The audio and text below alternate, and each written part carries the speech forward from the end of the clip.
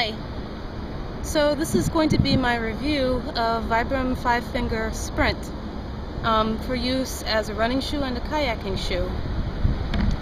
Now you can see right here that I have on my 5 fingers while I'm out here on the water. They fit nicely in the cockpit, and what was really great about them is that their rubberized sole made it very easy for me to get in and out of the boat, even when I'm getting up on mossy rocks like these. They dry fairly quickly, but they don't get dry between the toes super fast, so you have to think about that if they get wet.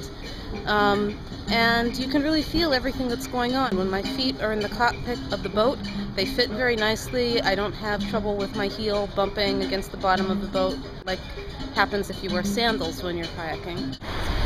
So overall, I give them high ratings. I also went for a run in these shoes this morning, and that went really well.